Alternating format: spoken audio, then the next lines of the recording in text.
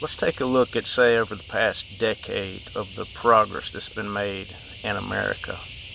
Even more so over, say, the past 2 years. But if we look back, say, a decade, what started becoming a normal practice in the school system was demonizing the founding fathers, demonizing moderate and conservative or even traditional people. And it was done in a way to where these people were shamed and in a sense censored just through shaming. And past that, it started becoming more about censorship. You're literally being shut down when you try to talk about certain things. And it was through misrepresentation mainly, not even using objective historical context with these people. So it was justified. It was a way to remove the stain, to get rid of the cancer in the culture, in a sense, is I think what they were trying to say. But I want you to think of it in these terms. Political opponents. We moved from shaming and censoring to military and law enforcement also being purged of moderates and conservatives, people who wouldn't necessarily go along with everything asked, people who had their own principles on certain issues. So with the military, that's been done through another form of indoctrination, like what's been done in the school system, normalizing certain things and demonizing others. That's been happening in the military, as well as getting rid of people who they either say could be an extremist, and now the term extremist can even refer to people who simply challenge that political opposition. So those extremists have to go. People who won't go along with mandates have to go. And law enforcement, defunding, also shaming them, letting criminals get by with the lightest sentences after people risk their lives to arrest them. So in a sense, the law enforcement and military has been purged of when I say decent people, what I mean is people of principle, people who are going to function for an outcome. And it looks like that's been, squashed for quite a while. So we went from that, censoring, shaming, in schools, purging, restructuring military, law enforcement, also social media platforms doing censoring and shaming. You can be shut down for saying certain things, again, and it's usually political opposition. Because there's a narrative used by the left primarily, and everybody knows what it is. 99% of the time there's no examples given, it's just claimed. You guys know what I'm talking about. Even the ones of you who do the blaming know what I'm referring to. Went from that to now we have non-military agencies like the IRS about to gain 87,000 agents. They're also purchasing large numbers of guns and ammo, and even on the job description it mentions being willing to carry a gun and use lethal force if necessary. This is the IRS. USDA also ammunition, guns. Point being, it seems to always be geared toward suppressing, marginalizing the political opposition, which means this group that's in charge of doing that, they're out for mainly moderates, conservatives, and traditional people.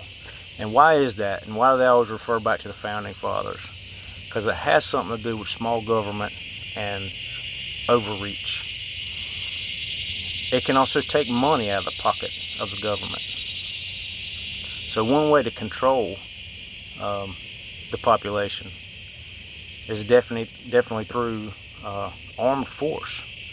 And we're building right now forces that are not military. But it's federal agencies. This is alarming to me, and That's why I'm making the video today, and because I know that a lot of you guys think that if you just lay low, stay silent, don't give your opinion, live under the radar, you'll be able to pretty much live in peace. My question to you is what happens to your self-respect and dignity at that point if you know there's injustices occurring in the country you live in your community, in your state, across the country?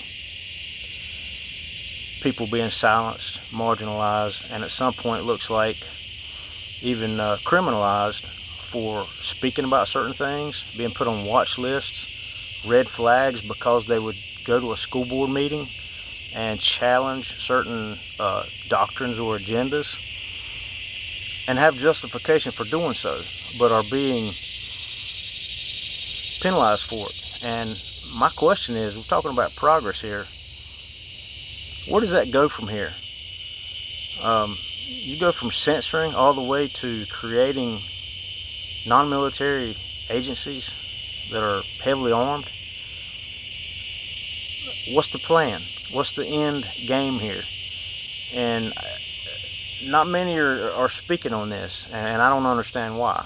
I mean, is it that people just aren't paying attention, or that you just willing to, sit back, make sure you're part of the people who are quiet? And I mean, so long we have been the kind of people who just fly under the radar, and we're the ones who's been accused of injustices. My point is, even if speaking freely, standing up for actual moral principles, balance in society, even if that don't go anywhere and the group who's pushing what they're pushing is successful, at the very least, every one of us can keep our self-respect and dignity intact. And I'm not going to lie, what I would be willing to protect first off is myself and my family. But here's the truth. Here's where you need each other. We need each other. If only a few of us will speak freely, if only a few of us will resist to the point necessary, that's likely not going to do very much. But if all of us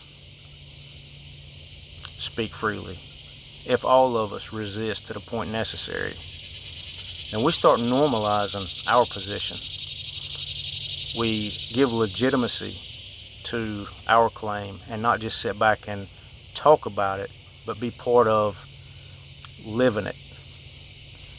Again, like I said, you may be the type to think, well, I'll just sit back and, hopefully voting will change things. What has happened to the dignity and self-respect of people of principle? It seems like it's missing. There's a portion that is starting to work and working hard. I won't undermine that. But I think it's a very small portion. And when we stand united in trying to accomplish speaking up for justice, liberty, balance, shared power, for ourselves, for our family, then for our communities, that has the potential to make a difference. And like I said, even if it don't, you at least have that self-respect and dignity that's way more honorable than sitting back being quiet, sitting back watching sports, sitting back, doing whatever it is you do for leisure time. We can't keep living through what other people are doing, like within the sports world or the entertainment world, because I think many people are living through that as if nothing else is happening around them. In the meantime, what's called progress is progressing toward basically wiping us out of the equation. My hope is that you start paying attention to what's happening around you, because it's progressing to a point where it's hitting a danger level, and it's naive and irresponsible for any of us to just ignore that. Take care and ponder on it.